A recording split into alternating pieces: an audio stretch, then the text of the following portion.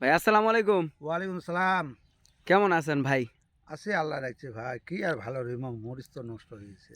এই মরিচের এমন অবস্থা কেমন হয়েছিল শিলাবৃষ্টিটা কেমন কি পরিমাণের ভাই হয়েছিল? প্রচুর পরিমাণ শিলাবৃষ্টি, প্রচুর পরিমাণ শিলাবৃষ্টি মরিচ আপনি দেখতে পারতেছেন না সব মরিচ ঝরে গেছে। এ তো এবার একদম আপনাদের পুরাটাই লস মরিচের হ্যাঁ, কৃষিতে। সম্পূর্ণরূপে লস। এখন যা করে আল্লাহ। তো এটা কি হওয়ার সম্ভাবনা কেমন আপনারা? নাই সম্ভাবনা নাই ভাই। তেমন একটা তারপরও প্রতি বছরে কি পরিমাণ মারান এই বছরে প্রতি কেমন হতে বছরে পারে? ১৫ মণ, ১৭ মণ, ১৮ মণ বিঘা হয়। এবারে মনে হয় মণ ৪ ১, ৩ ১ হতে পারে। তাও আরো গ্যারান্টি নাই। না তা কারণ কি গাছের যে ওয়েদার। পরিস্থিতি তার উপর ওয়েদার এখন পর্যন্ত আবহাওয়া মেঘাচ্ছন্ন আকাশ। হুম। আরো যদি বৃষ্টি হয় এই গাছগুলা হয়তো বা মরে যাবে। বৃষ্টি হলে তো এগুলো গাছ পাওয়া যাবে না, সব টেপা পচা ঘোরা পচা। তারপরে ভুট্টার তো অবস্থা খারাপ। না, ভুট্টার অবস্থা বিশেষ ভালো নেই। অর্থাৎ এই শিলাবৃষ্টির সমগ্র ফসলেই মনে হয় এই ক্ষয়ক্ষতি না, করছে। প্রচুর পরিমাণ ক্ষয়ক্ষতি হয়েছে শিলাবৃষ্টি। এই বছরে মানে টোটাল কৃষকের পুরা লস। এই হ্যাঁ, পরিশ্রম লস, তারপরে যা পুঁজি ছিল আপনাদের, অনেকে হয়তো ঋণ করে মানে এই কৃষিটা করছেন সে নাকি? তো ভাই সেটা তো টেনশন করছি কি হিসাবে কিস্তি লোন টোন শোধ করবো সেটাই টেনশন।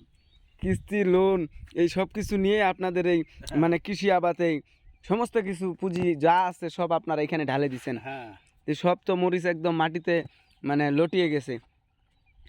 তো সরকারিভাবে যদি কোনো হেল্প করে আপনাদেরকে সেই আশাবাদী কিনা আপনারা? সরকার যদি না সহযোগিতা করে তো আশা করি, আর যদি না করলে তো করার কিছু নাই।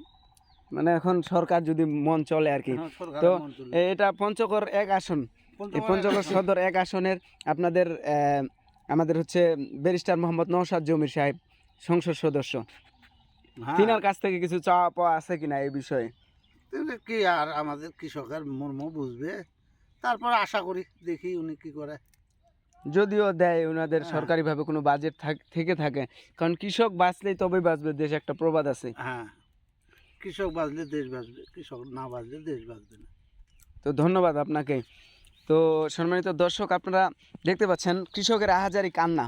তিনাদের সর্বোচ্চ পুঁজি দিয়ে কিন্তু এই মরিচ এবং ভুট্টাতে ইনভেস্টমেন্ট তাদের সেই মরিচ এবং ভুট্টা, বেগুন, বাদাম যা কিছু পঞ্চগড় এই জেলাতে কৃষি উৎপন্ন হয় কেন হয় সব কিছুই যেন শিলাবৃষ্টির কারণে ধ্বংস হয়ে গেছে, মাটিতে লুটিয়ে পড়েছে। আপনারা দেখতে পাচ্ছেন যে মরিচের পাতাগুলা সহ মাটিতে ঝরে গেছে, যে দেখেন।